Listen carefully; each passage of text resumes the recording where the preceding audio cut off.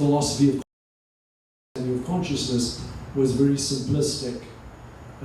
This is a much more self-reflective understanding of consciousness. That consciousness is not something that stands apart from reality and that can know reality in any certain way. You know? Consciousness is a part of reality. We're always dealing with the two together.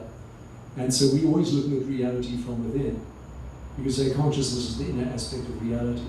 So if we want to know truth, we have to explore ourselves. So any cosmology is shaped by the experience of the cosmologist, by my story.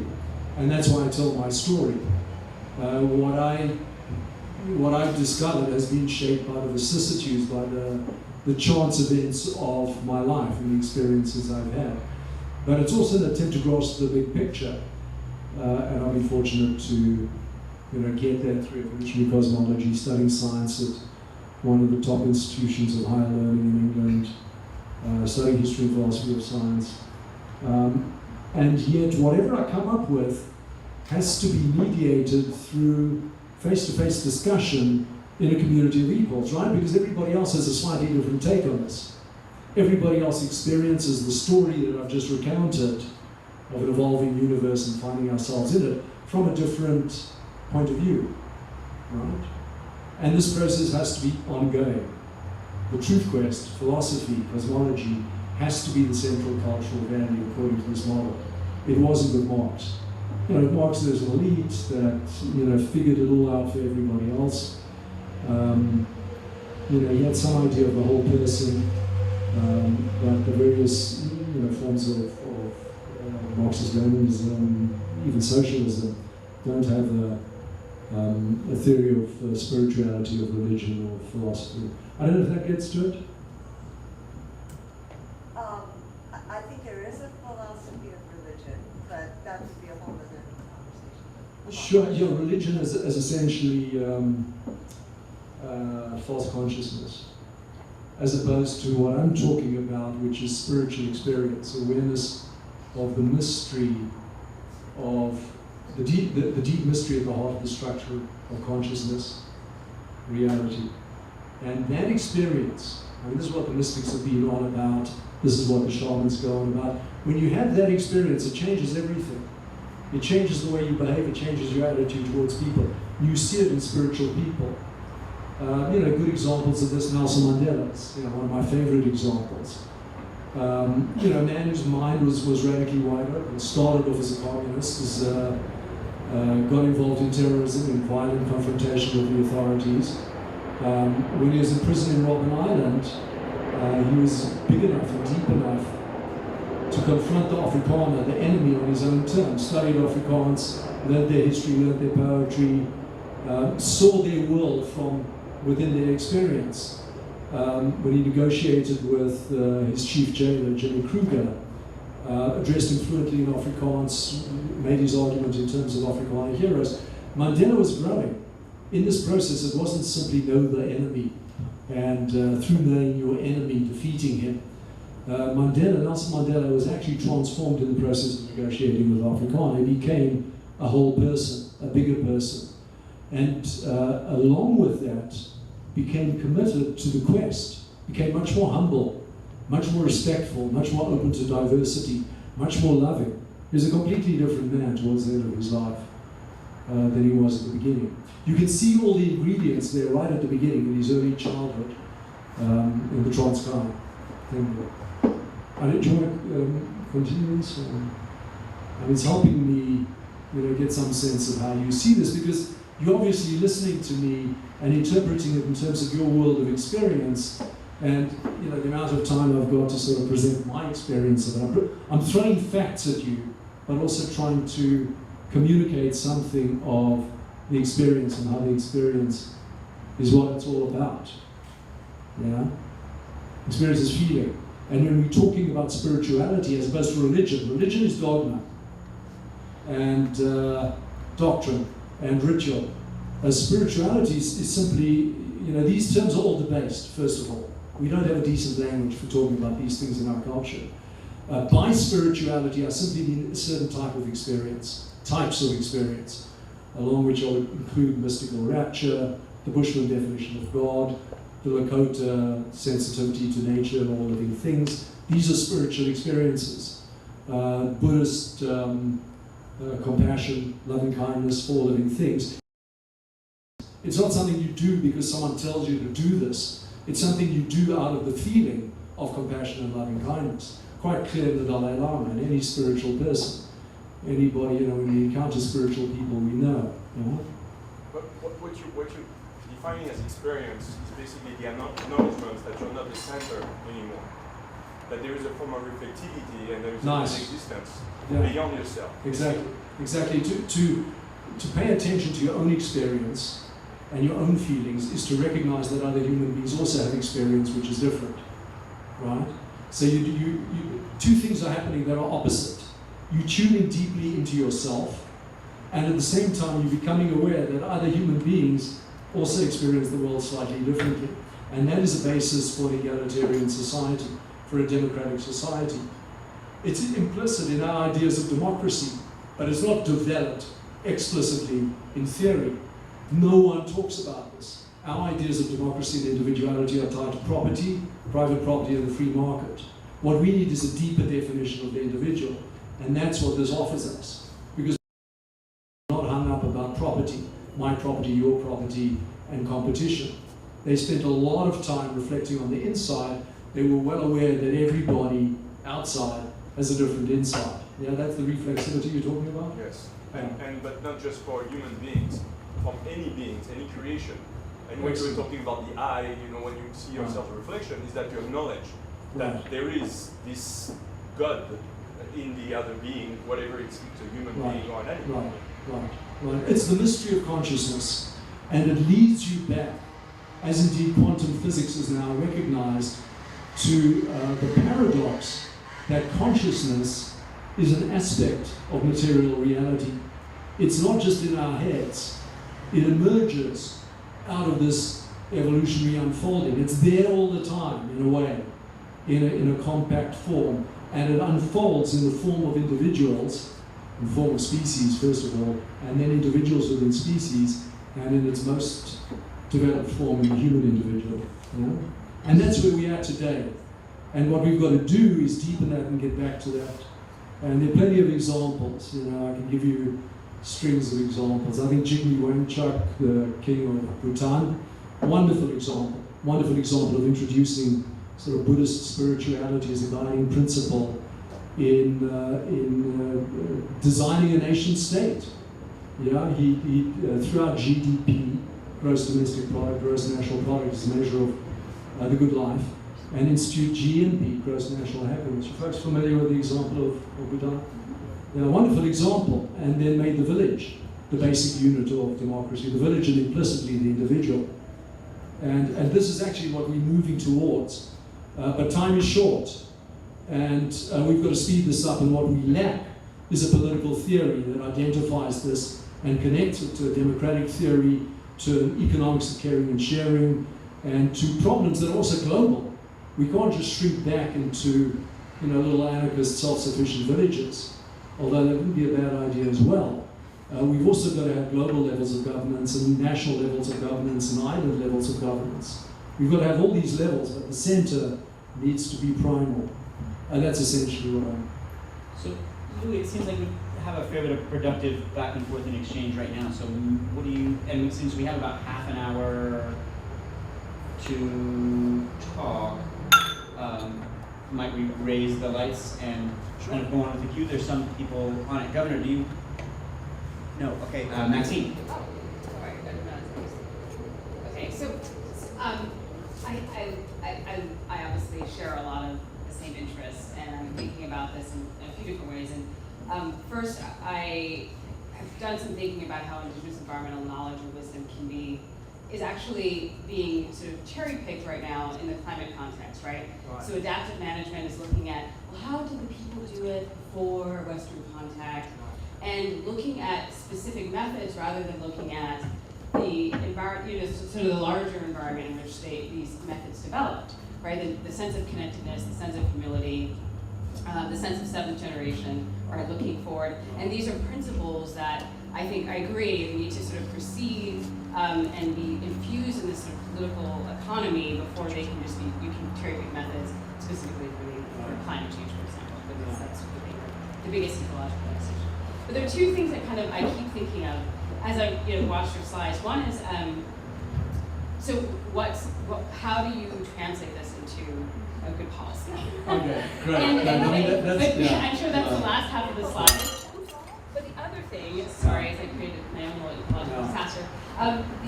The other question I had is actually really related to the first of the slide, which is, so what? I mean, there's a nihilism that's sort of inherent in all of this, which is that we are 1 trillionth of a speck.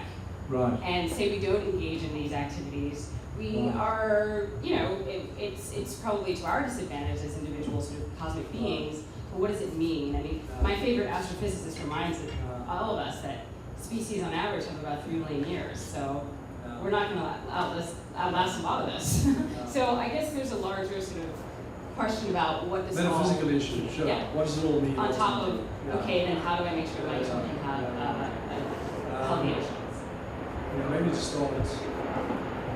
start with the last first. If we don't respond to it, we miss the ultimate opportunity to participate in a heroic and creative venture. This is the most fun of anything that humans have had an opportunity to do. To recognize, first of all, which we're just beginning to, that we are a product of this incredible evolutionary process, and that it's taken 13.7 billion years for the universe to produce a creature capable of understanding that it came out of 13.7 billion years of evolution, and that the future of what happens on Earth, the future course of life, what sort of biosphere we have, it depends absolutely on our choice and creativity. What an adventure! If anything turns you on, this should turn you on. So I'm saying, this is the ultimate existential choice. Do you want to be part of life or not? And I understand that, people commit suicide and they bail out. But as long as you're alive and conscious and have the capacity to understand this and participate in it, what could be finer? I think it's the most glorious moment in evolution.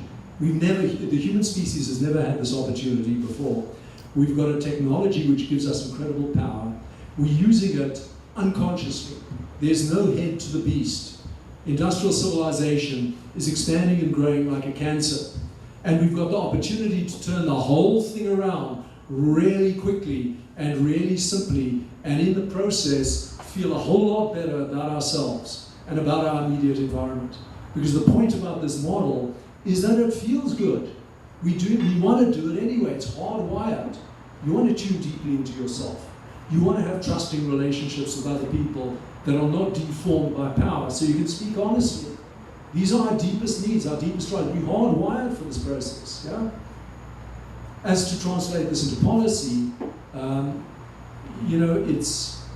this is a coherent vision that is easy to see in hunter-gatherers. You can see in the polis. You can see the polis trying to put all these values into place.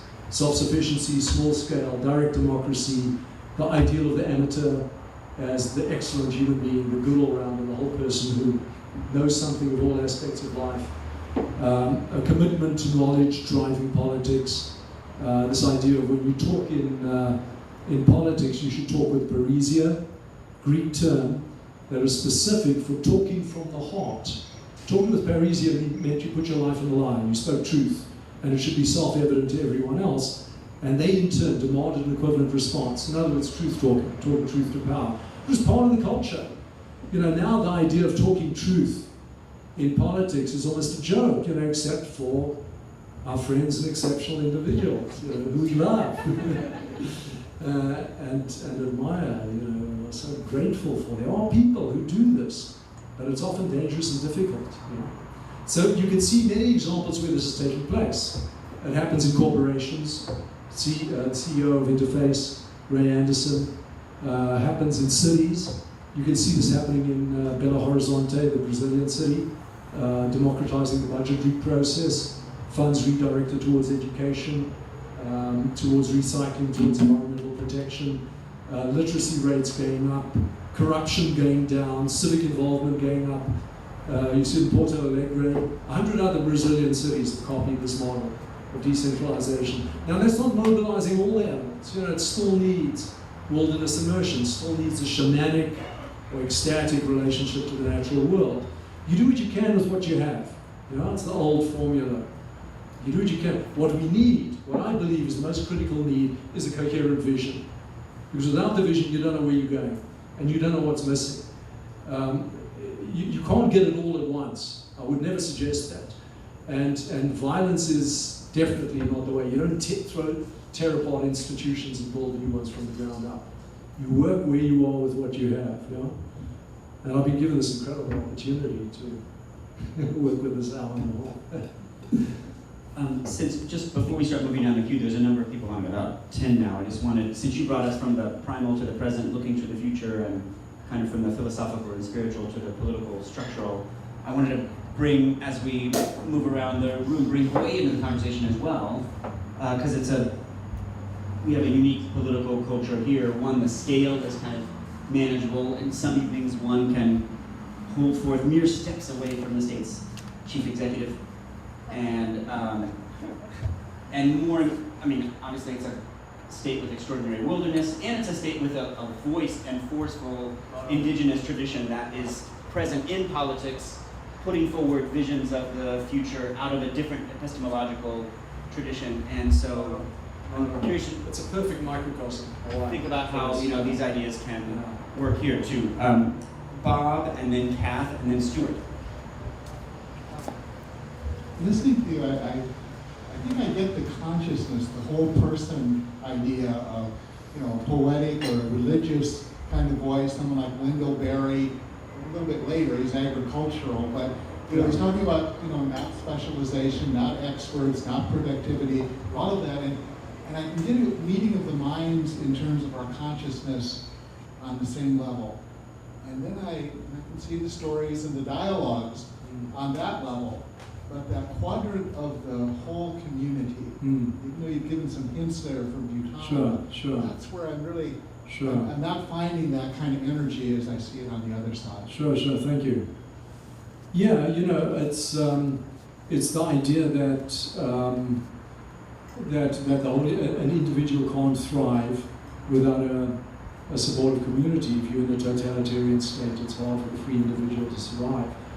The more democratic and egalitarian the community, the more self-sufficient, the easier it is for the individual to flourish, to think freely, to engage in this sort of philosophical discussion.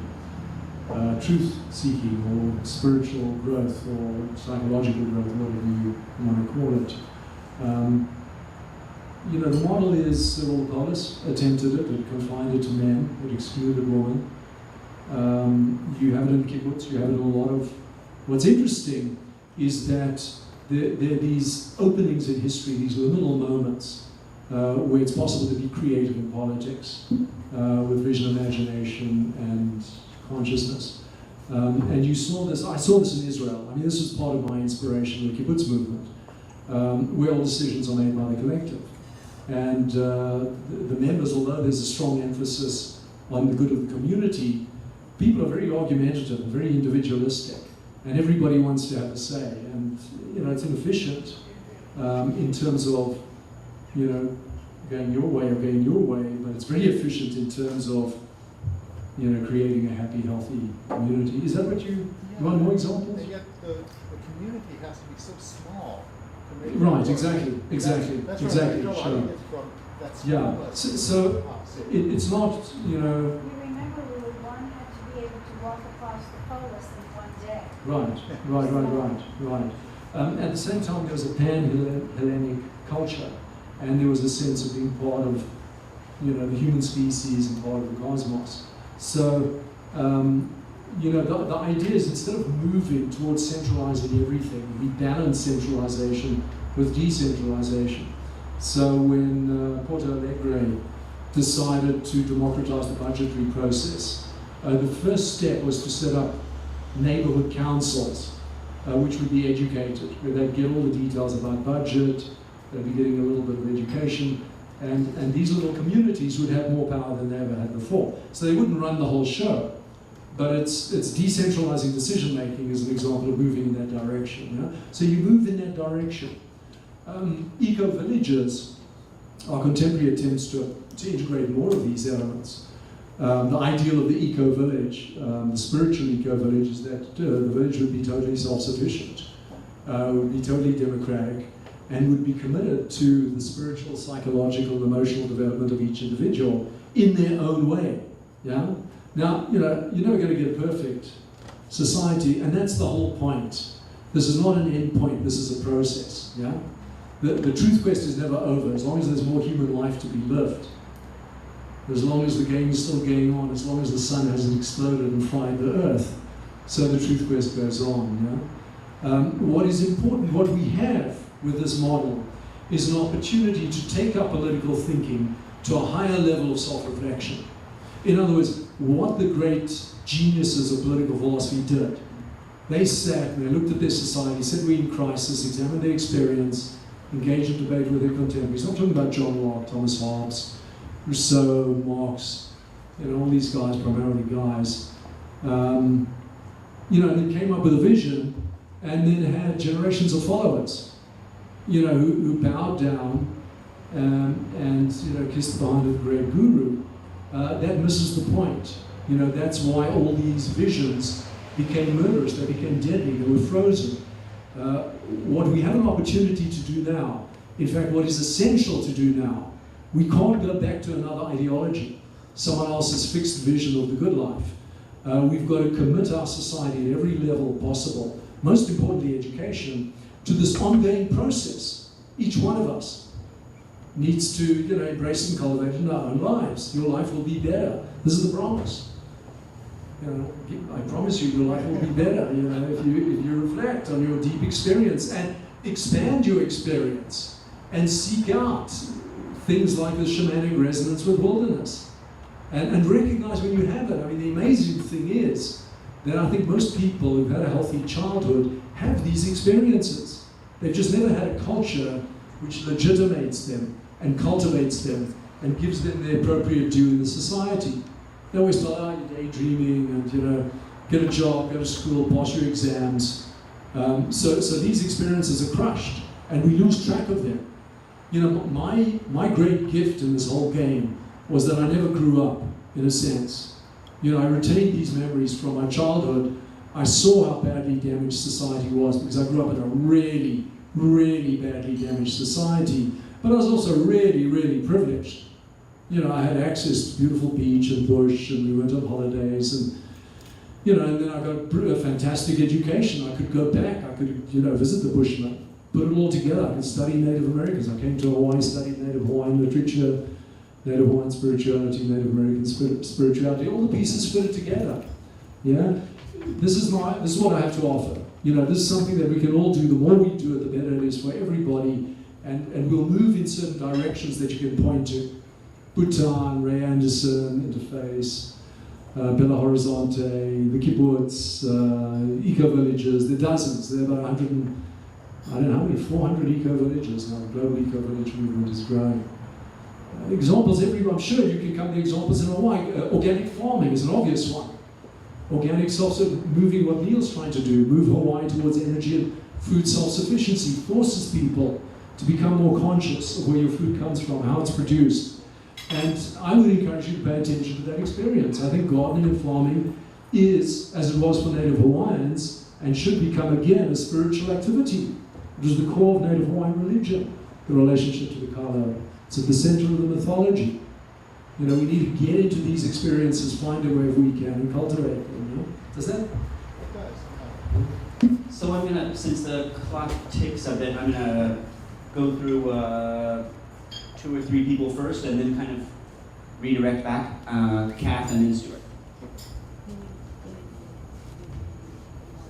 Yeah, we'll go from you to Stuart, and then maybe to Kamana, and then we'll come back to Louis. Okay, so I want to ask a concrete question, but then give it a little bit of context. Can you hear me okay? Can you hear me? Sure. Okay. Sure. So the concrete question is, I understand that the Salon Bushmen right now are in big legal battles over Right. removal Right. from the Kalahari, and I'd like to hear your thoughts on their own future. Yeah. And just to give you just a tad of context for Sure. it, I come from the study of religion. The study of religion is really a relatively new discipline. And it began with the study of the religion of others, meaning people who were not white European Christians. And there were two kinds of others, the primitives and the Orientals. And both of those others didn't have history in the mindset of the early study of religion. The primitives because they belonged to the past, and the quote Orientals because they lived in some sort of eternity. So history then was kept for us. But we needed then to make our lives fuller and to ensure our future. So one of the questions for me here is, how do indigenous people, primal people, their histories really come forward here and play a part in this vision? And that's the specificity of my question as to Sure. what's going on right now with the Salon vision. Yeah, well, in the case of many indigenous colonized people, it's a tragic history, and the culture and the history has been lost by many indigenous people. I can remember teaching courses in Hawaiian politics when I arrived here and having Native Hawaiians in my class who didn't know about the overthrow. And it was really ironic that, a Jewish Israeli South African should be, telling them the story about their own culture. The situation with Bushmen is even worse because, until recently, they were largely illiterate. And the Bushmen who did have some literacy had lost a lot of their culture. They'd been brought up in cities. There's this battle that you referred to. Has been won and is ongoing. It was to allow groups of Bushmen from the CGKR, Central Kalahari Game Reserve, DAC, to have hunting rights in what the Botswana government wanted to be an eco-tourism park. But it's kind of pathetic because there's no, sustainable context for this. You've got anthropologists saying, you're just keeping these people as museum pieces because, we all want to look at hunter-gatherers, hunting traditionally, chasing after giraffe with bow and arrow. What is, again, the irony is that the history is being recovered by outsiders. And what the Bushmen themselves and indigenous people themselves often have is the oral tradition and the experience, the inner experience, the inner history, that story about ropes to God, as part of an oral tradition. It wasn't written down until, I think Brad Keeney wrote it down. I didn't even know if he did. I got it from someone who worked with the Bushman community. Maybe I'm the first one to write it down. But it's the whole point now is that it's collective. We're all in this together. The white Westerners have lost their species history. We've lost our primal history, and we're recovering it. And indigenous people can help us recover it. They've lost their political history. We can help them recover it. It's back and forth. Back and forth. Does that answer your question? Yeah. Anything else? Did you have another? I will take up Sure. I would, Stu. I would argue, though, that there are seeds of it in Western culture that we need to kind of highlight in the Romanticism era, where you find, the primal in wilderness, and the child is the father of the man, that any person can relate to, even in a civilization that's lost contact with its indigenous roots. And I think this food self-sufficiency movement is probably the best way that many people can do that, because you take kids in Waianae that have lost all sense of their culture and all meaning, and you take them to model farms, and you just look at how they've been just completely transformed by just having their hands in the soil. So I think that that need with the rise of GMOs and so much of people worrying about pesticides and food self-sufficiency, that might be an opening to the primal experience that anyone can relate to, having your own garden. Now that's probably the most urgent: food sovereignty, food self-sufficiency, as a doorway to this. It's our most intimate contact with the wilderness, the food we eat, and how it's produced. And thanks very much for reminding me, to mention the Western primal. Of course, it's there. And it's there in each one of us. You know, we all have this lineage within us. We all have the bush and the beach of South Africa in our, you know, upright gait in our eyes and eyes. But the Romantic tradition was a reaction against this whole, you know, collapse of inner life. And it's never died out, you know, Romanticism. And what is happening now is that it's re-emerging in this, you know, new cosmology. Through, you know, Jung, C.G. Jung did a lot to recover inner life in his depth psychology. I mean, Freud sort of did, but his model was also mechanistic science. And others, many others. Yeah, artists, all artists. Yeah, all you know, creative people are in touch with this primal creativity. Thanks. Anybody else? Kamana is next. After that, and then I think I'll go in a row just because we're starting to run short of time to Kamana, Deborah, and Shauna, and Betsy. Great. Mahalo, thank you so much for your presentation and your work. Your story was really inspiring to hear all the journey that you've been on. So thank you so much for sharing. And when you were talking about, you know, cosmology and thinking about the origin of the universe, I was reminded of when Lily was living here, our queen, and they came to arrest her here and walked her across to the palace right across the street and locked her in there for about 6 months. One of the first things that she did was to translate the Kumulipo, which is a cosmogonic creation chant that talks about the origin of Kanaka people to, it's actually really the universe, but also to this place.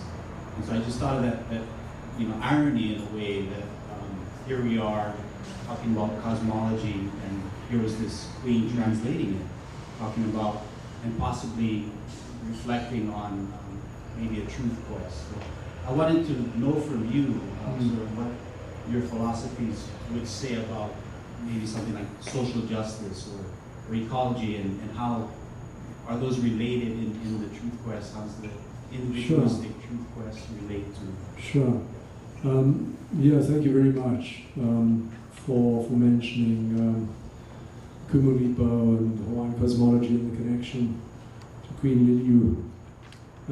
It's profound. I mean, it's extraordinary that the Kumulipo, intuitively, without science, simply through immersion in the natural world, has a sort of a similar trajectory and structure in many ways to the evolutionary story of life on Earth.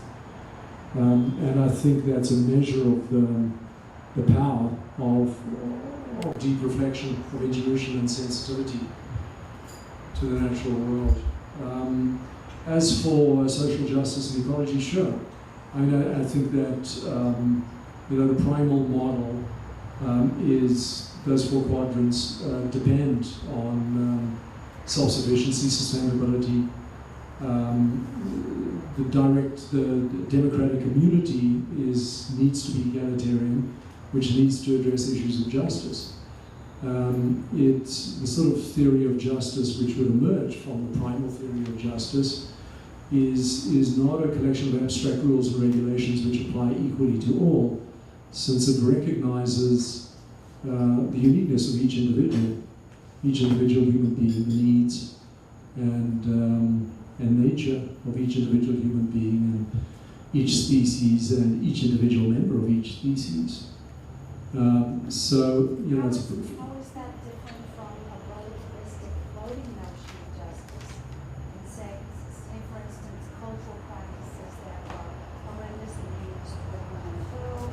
sure. I mean, that doesn't sound too good. Yeah. Because it's also got to be conditional. On the one hand, there's the individual. On the other hand, there's the community. And the individual, of course, would include, you know, of course, women and girls.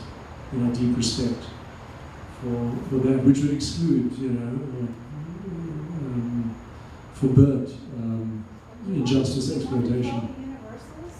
Sorry? Do you want to excise the universalists? No, on the contrary. That's the importance of the big picture.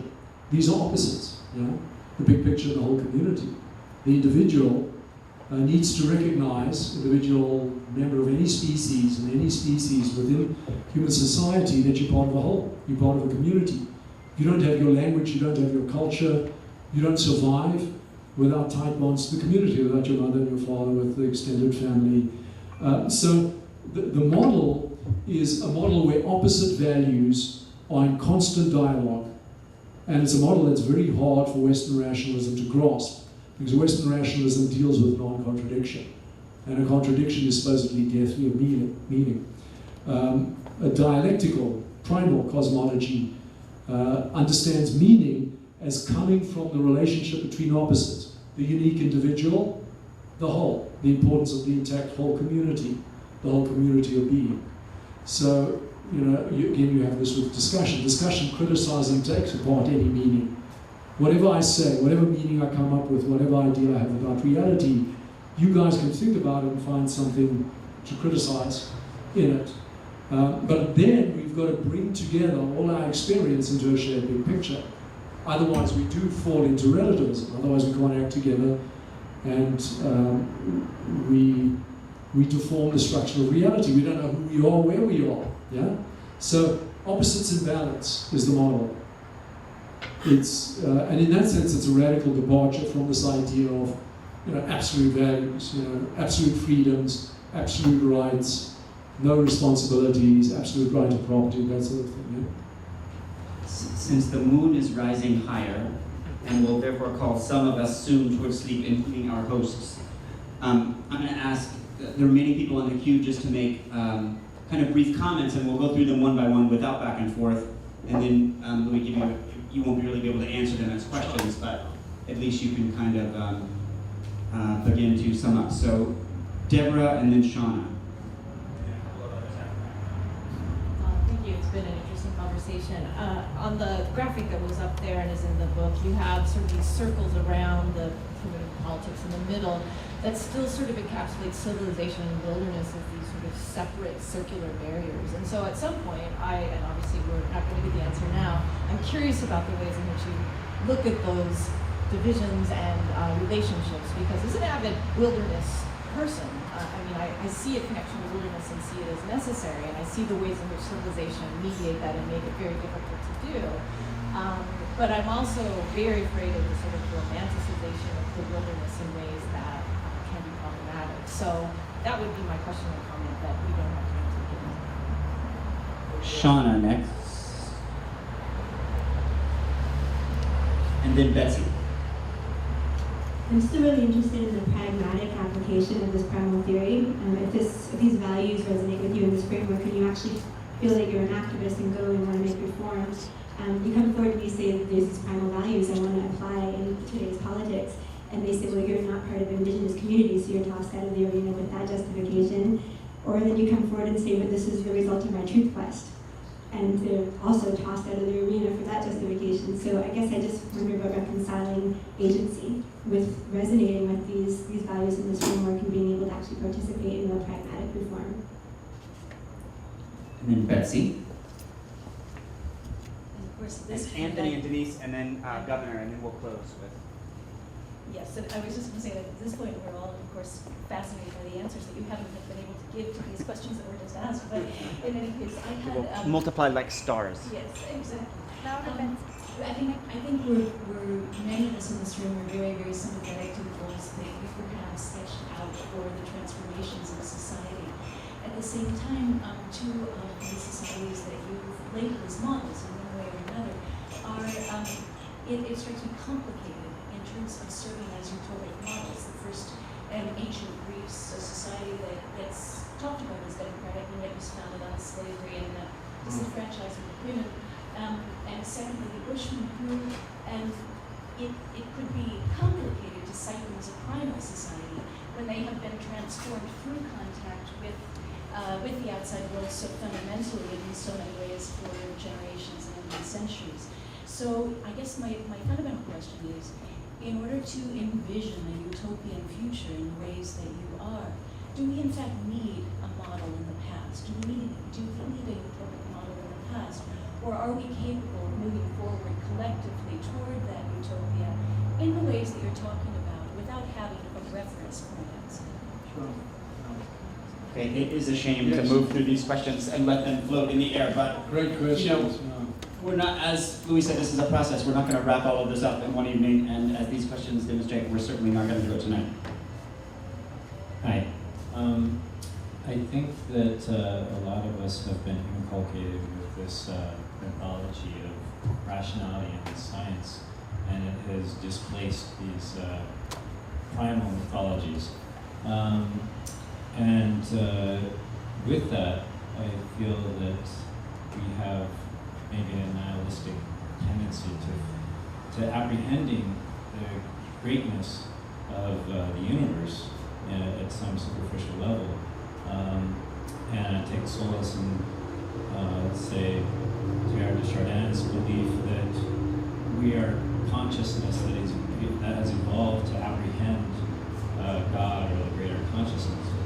And it sounds like you came to some epiphanies in this great wilderness of South Africa, and other people have come to this same place through isolation or some kind of individual relationship to wilderness.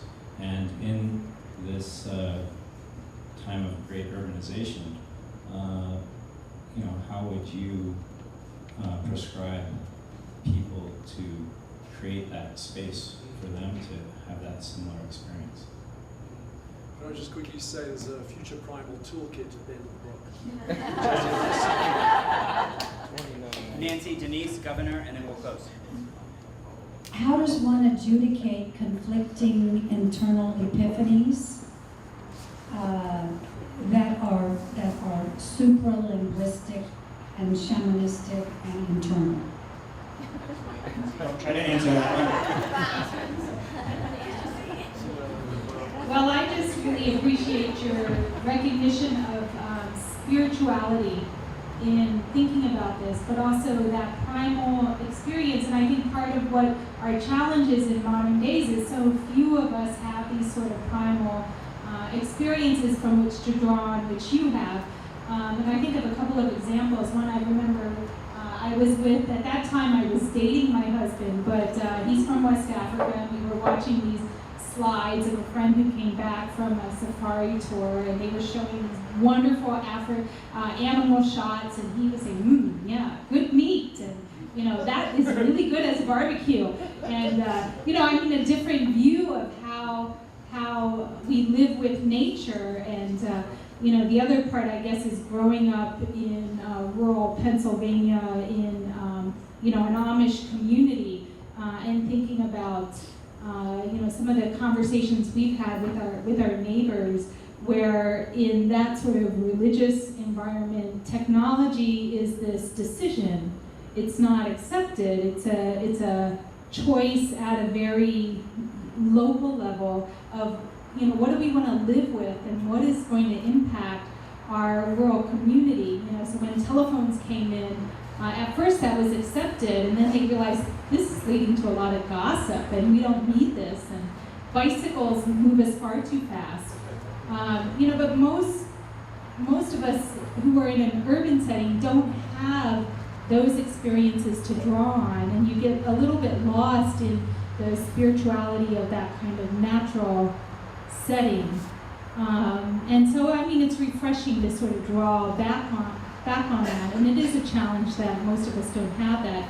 Here in Hawaii, I think it's really special. We have an indigenous host culture, and we can sort of, try to picture what it was like pre-contact, and how it was people organized themselves. But it's really a challenge in an urban setting when technology is considered, such a yeah. And I think you're talking about politics, but that sort of spiritual part isn't necessarily how communities organize today. So it is a challenge. But I thank you, because it really opened my mind tonight. Mahalo. Okay, Louis, you now have the impossible task of answering all of those questions in 3 minutes. And then the governor will give us some closing remarks, and we'll kind of mingle a bit more and then sleep on all of these ideas and resolve them in our dreams. Dream time. Okay, 3 minutes, wow. First of all, the diagram, the mandala, all the lines are dotted, should be dotted, arrows should be crossing them. They're all in dialectical interaction. You can't understand the wilderness without having a relationship you can't understand civilization without a relationship to wilderness. You can't be a whole person without a relationship to a democratic community, etc. So none of them are hermetic, and that's what's so difficult to convey.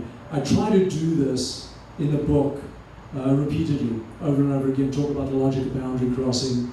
The model for this is the dialectic, the Socratic dialectic, which is the answer to Nancy's question. Conflicting epiphanies, all our experiences conflict. Your experience is never my experience. The whole point of the model is to provide a method and a context for honestly sharing our experiences and opening yourself deeply to another person's experience of the world. So it's deep listening, and it's not easy to do. It's really hard to do. I learned a lot of this in class, teaching. I discovered that I taught the most when I shut up and listened to my students. It was magical when I actually learned, because you don't know what to say unless you know who you're talking to. And in the process, I learned some deep truths about Socratic dialectic. Superior to the lecture, superior to the text. Why? Because it confronts you with the fact that someone else experiences the world differently. As for utopian models, it's not a utopian model. None of these societies are utopian. They're all real, they're all flawed. The model that I propose is a conceptual framework for analyzing where they screw up, where these societies are weak. So you can look at the polis and you can say, well, they had the idea of the whole person, but they didn't include the feminine aspect with masculine, and they repressed the feminine. They had direct democracy, but slaves were excluded. So it gives you a framework for analyzing. That's all it's meant to be. And you can say that the polis at least grasped the idea that in order to participate in democracy, you had to have a commitment to philosophy. You had to love truth. They recognized that there was that fundamental tension. So you get this principle that if you're after wealth, you should not hold power. And we see this, for example, in the Iroquois, the Confederacy of the Five Nations of the Iroquois, where the sachems, the leaders who were elected to the Grand Council, were nominated by the woman, and they had to give up their surplus wealth. They had to be poorer than the people, which ensured, of course, that they couldn't be holding office to make money. You lost money by holding office. We could have that as a principle for running for elections. You have to be poorer than the average salary of the electorate. It's just a measure of how far our values are from primal values. The Iroquois knew what they were doing.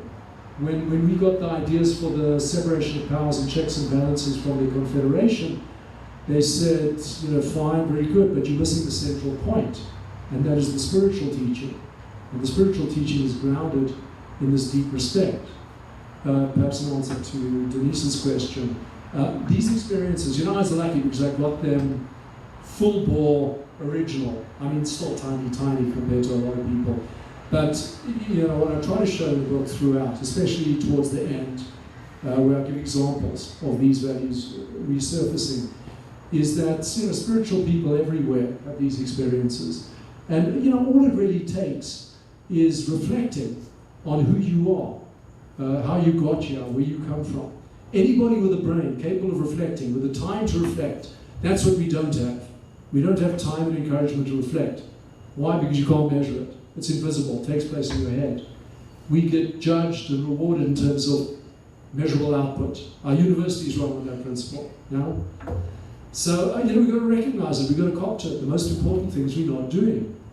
And that's why I'm saying it requires a vision, a revisioning of the foundations of politics. And that's all I'm offering. And I can point to examples which got certain elements of this battle, like the Iroquois, like the polis, but messed up other elements, And then we work with that, where we are with what we have. Anything I left out? Brother Neil, do you want to? Thank you very much, folks. That was amazing. So if I can just say, I'd love to get your questions and comments afterwards. You can email me or whatever.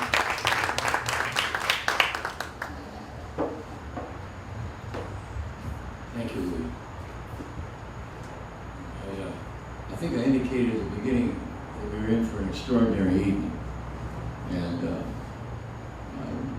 certain that that promise was fulfilled. I do want to sum up, however, for all of you. I listened very, very carefully. Not the first time I've heard Louis in action. Not the first time I sat and reflected, even while he was speaking, on what the full cosmological meaning would be, in sum and substance, of what he was espousing.